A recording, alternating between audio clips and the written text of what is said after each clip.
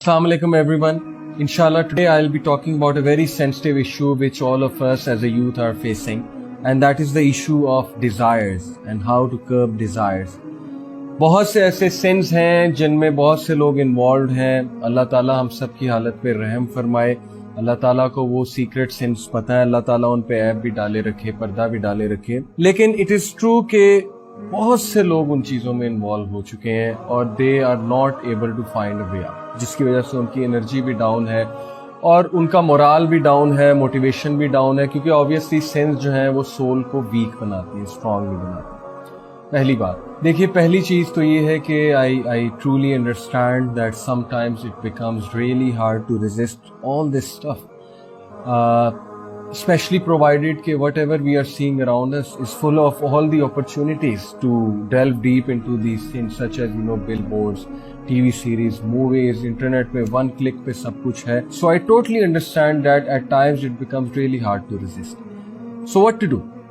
मैं आपको एक जबरदस्त हदीस सुनाता हूँ जो आपको बहुत होप देगी, लेकिन उस हदीस से हमें क्या लर्न करना है इंशाल्लाह we'll come to it. So the hadith goes like this: There is no believing slave of Allah except that he has a sin that he continually commits.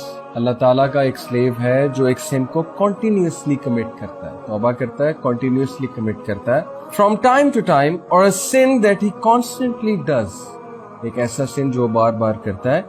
It never leaves him until he leaves this world. Verily the believer is created muftannan tawwaban nassa'an. When he is reminded, he remembers.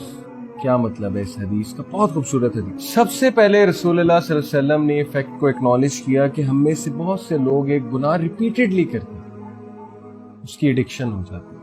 होता है, ऐसे होता है life. लेकिन मोमिन की खसलत क्या है? मोमिन की खसलत ये, वो गिव अप नहीं करता. सिन करके वो तौबा करता है, बार बार तौबा करता है, बार बार तौबा करता है. देखिए जो तीन चीजें आई हैं, पहली चीज जो इस हदीस में आई है वो बिलीवर के ट्रेड के हवाले से वो ये है कि द बिलीवर इज मुतफन.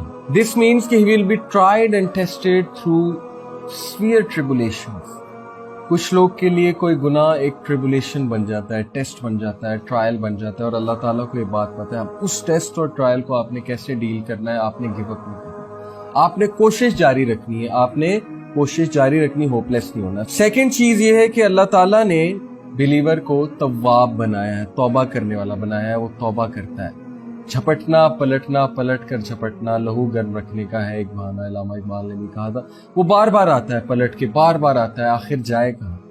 उससे गुनाह होता है, वो अल्लाह ताला के आगे सजदा रेज होता है. लेकिन आपने ये करना है, आपने कभी भी गुनाह से इतना मायूस नहीं होना कि आप अल्लाह ताला से बात ही ना करें, आप अल्लाह ताला से दूर हो जाए और आप ये समझने लगे कि अल्लाह सुब्हानहू व तआला मुझसे नफरत करते हैं. ये भी नहीं करना, क्योंकि शैतान का बहुत बड़ा हथियार है feeling of being forsaken from almighty अल्लाह. Believe you me, this is one of the poisonous arrows of Satan.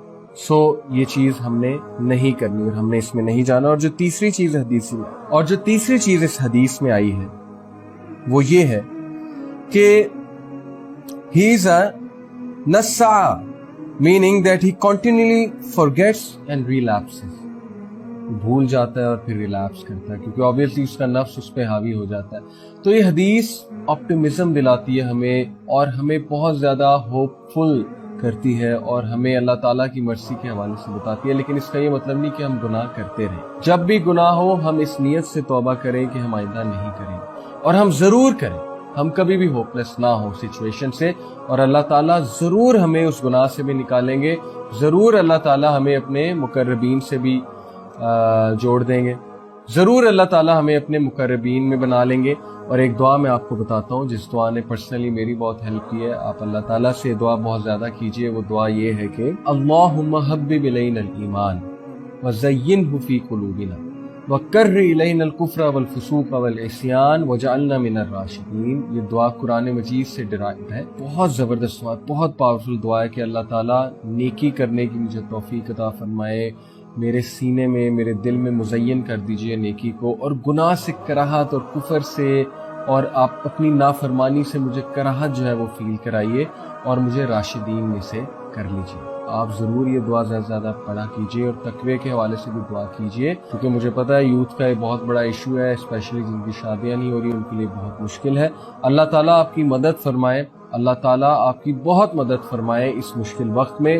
اللہ تعالیٰ ہمیں ایک ایسی سوسائٹی بنانے کی توفیق عطا فرمائے جو کہ یوتھ کے لیے آسانیاں پیدا کرے اور نکاح کو آسان بنائے، اور جیسے کہ آج کل نکاح مشکل بن گیا ہے، ہمیں ساری چیزیں چینج کرنے کی اللہ سبحانہ و تعالیٰ توفیق عطا فرمائے۔